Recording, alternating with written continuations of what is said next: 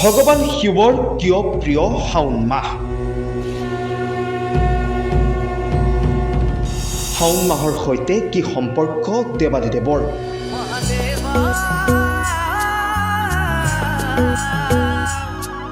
প্ৰভু ভোলানাথক সন্তুষ্ট কৰিবলৈ কিয় শাওণ মাহত আৰাধনা কৰা হয়?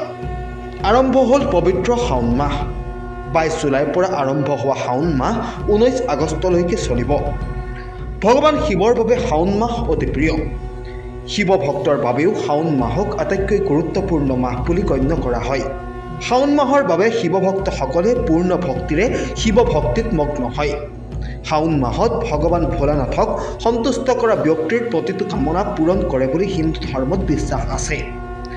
শাওণ মাহত শিৱ ভক্তসকলে কাৱত যাত্ৰা গ্ৰহণ কৰে, যিটো এমাহ ধৰি চলি থাকে। শিৱপুৰাণ মতে শাওণ মাহত ভগৱান শিৱ আৰু আই পাৰ্বতী পৃথিৱীত বাস কৰে।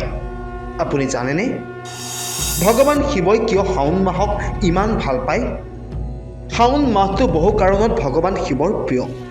ইয়াৰ আঁৰত বহুতো পৌৰাণিক কাহিনী আছে। হিন্দু পৌৰাণিক কাহিনী অনুসৰি সাগৰৰ মন্থন শাওণ মাহত হৈছিল।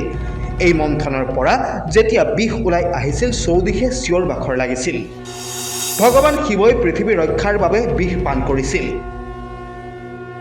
বিষৰ বাবে শিৱৰ ডিঙিটো নীলা হৈ পৰিছিল, যাৰ বাবে তেওঁক নীলকণ্ঠ বুলি কোৱা হয়। বিষৰ প্ৰভাৱ কম কৰিবলৈ সকলো দেৱ দেৱীয়ে ভগৱান শিৱক পানী আগবঢ়াইছিল, যাৰ ফলত তেওঁলোকৰ বাবে সকাহ পাইছিল। এই কথাত তেওঁ সুখী হৈছিল। তেতিয়াৰ পৰাই প্ৰতি বছৰে শাওণ মাহত শিৱক জল অৰ্পণ কৰা বা জলাভিষেক কৰা এক পৰম্পৰাত পৰিণত হৈছে। মহাদেৱৰ পত্নী সতীয়ে প্ৰতিটো জন্মতে মহাদেৱক স্বামী হিচাপে পাবলৈ তপস্যা কৰিছিল। দ্বিতীয় ৰূপত থকা মা সতীৰ জন্ম হৈছিল পাৰ্বতী হিচাপে হিমালয় ৰাজৰ ঘৰত।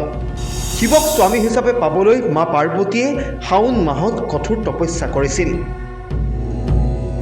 এই মাহতে ভগৱান শিৱৰ বিবাহ হৈছিল। সেইবাবেই ভগৱান শিৱই শাওণ মাহক ভাল পায় বুলি হিন্দু ধৰ্মত বিশ্বাস কৰা হয়। News desk খবৰ.com।